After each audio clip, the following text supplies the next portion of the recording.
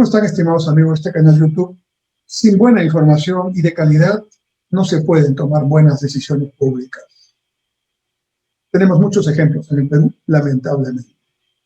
Ejemplos de no disponer de información o ejemplos de no usar la información disponible y a tiempo para que nuestras decisiones políticas realmente lleguen a quienes deben llegar y cumplan los objetivos que se supone deben cumplir.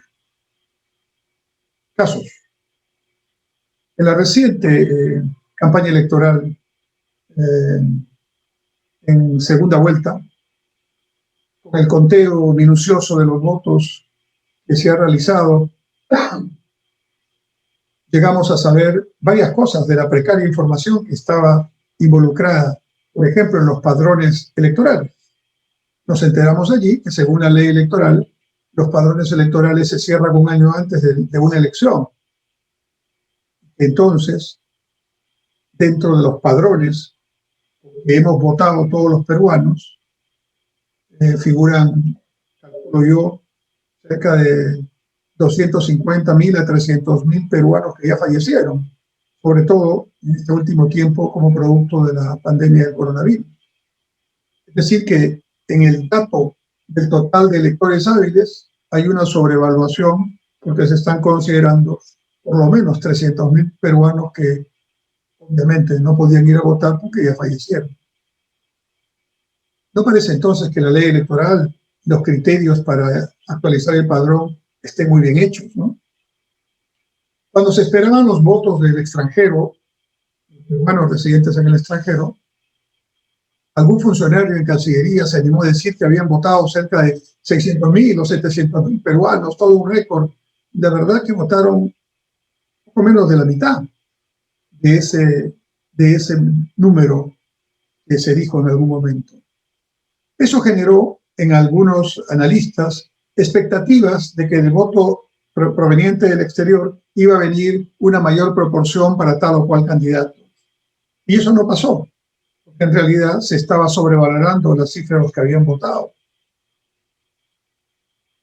Cuando, como producto de la pandemia del coronavirus, en el año 2020, el gobierno de entonces decidió otorgar bonos para aliviar la economía de quienes habían perdido el empleo, quienes por el aislamiento que tuvimos que tener durante varias semanas no podían ir a trabajar.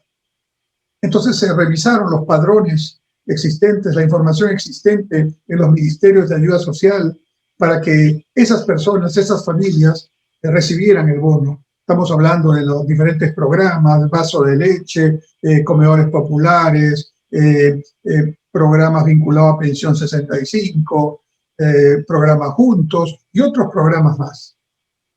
¿Cuál es el resultado?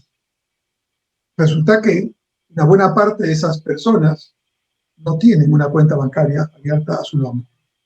Y entonces se les otorgó unos bonos que obviamente no podían cobrar porque estaban en unas cuentas, digamos, o en unos bancos donde las personas no tenían cuenta y consecuentemente tenían que hacer inmensas colas con el peligro de contagiarse, objetivo absolutamente ajeno al que se buscaba con el bono. Pero después, también en esta pandemia, el Ministerio de Salud ha tenido que sincerar las cifras de fallecidos por el coronavirus.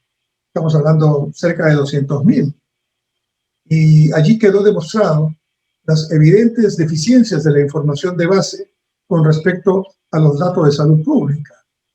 De una manera, un criterio lo usa el Ministerio de Salud, dependencias de salud, por otro lado, parece ser claramente otros criterios las direcciones regionales de salud que dependen de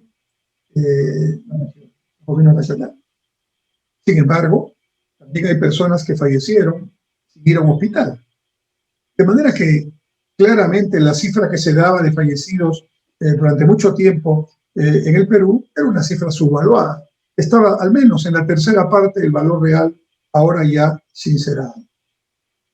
Cuando también en medio de esa pandemia el Ministerio de Educación aplicó un programa de emergencia para una educación remota o virtual en el año 2020, resulta que buena parte de los estudiantes, sobre todo en provincias y en sectores alejados, por mayor razón, no podían recibir la señal Wi-Fi y tenían que subir a un cerro para alcanzar ahí la señal del satélite.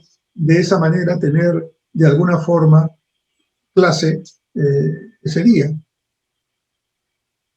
Después nos enteramos que el censo y las encuestas de hogares sí tienen información al respecto. Señalan que 40% de los estudiantes matriculados en colegios públicos no tienen Wi-Fi en el hogar. De manera que esa política de educación remota estaba destinada al fracaso, porque obviamente 60% de los estudiantes en los sectores más populares y más alejados no iban a poder tener el acceso para tomar la clase correspondiente. Podría seguir dando ejemplos de información fallida, de información inexistente, de información tardía o de información de baja calidad. Tenemos un muy buen Instituto Nacional de Estadística e Informática, no es problema de técnicos, tenemos allí buenos profesionales, se sigue una estadística importante, esa estadística no se usa por parte de quienes toman decisiones en los ministerios de la manera como debería usarse, y también hay estadística puntual que no hemos reparado en, digamos, sistematizar. Sin información adecuada, oportuna y a tiempo, no hay manera de que las decisiones políticas, las decisiones públicas, puedan generar resultados que se esperen. Creo que no es un tema ideológico, creo que este no es un tema difícil en el que nos podamos poner intransigentes, creo que podemos ponernos de acuerdo desde todas las tendencias para tener una mejor información, para poder tomar mejores decisiones de calidad, oportunas, y que sirvan a la gente como está previsto inicialmente. Gracias.